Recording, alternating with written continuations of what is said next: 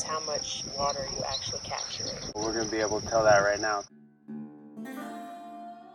So the stopwatch we hit when the last of the water is really gone. Yeah. We previously did it in the cornfield. And we didn't actually hit that point. It was, okay, we've been here for an hour, so we're just going to put 60 minute plus. The worst he's ever seen. Yeah. Oh, was man. That's what I said. I was like, we can only go up from there. The rain's not going in the ground here, that's for sure.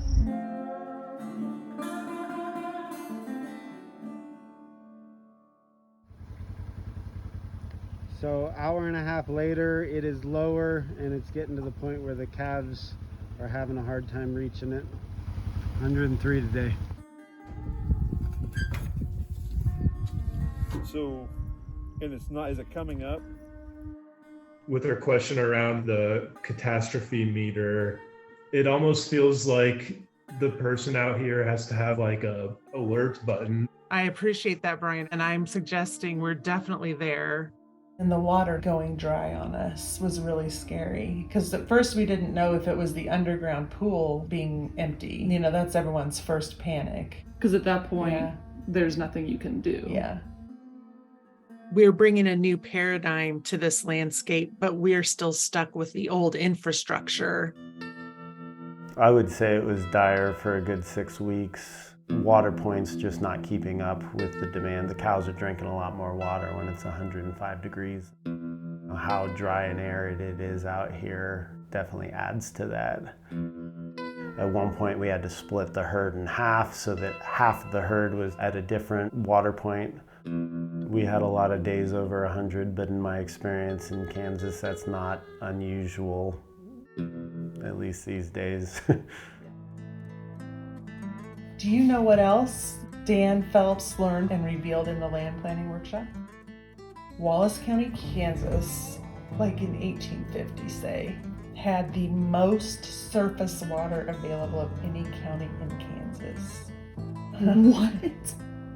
You would never know that going out there. You would think it's been dry like that forever. Yeah. I mean, it's desertifying. You have to understand something before you're horrified by it. Many things have happened in the last 100 years. And a lot of this country would have been broken out right after the turn of the century. Something about that breaking process broke it.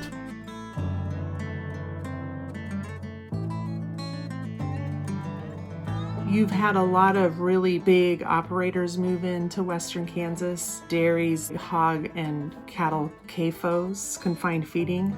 And with that, you've had really big corn, grain operators, and most of them are relying on irrigation from the aquifer. And locals understand that that is both depleting the aquifer and taking moisture out of the environment through evaporation and runoff, changing of their water cycle completely. We see the real-time consequences on this property because where it's clear there used to be a running stream, there's nothing now. Once all the water's gone, it's over. It's not coming back at that point. But hey, there's some water. Can we turn it into more water?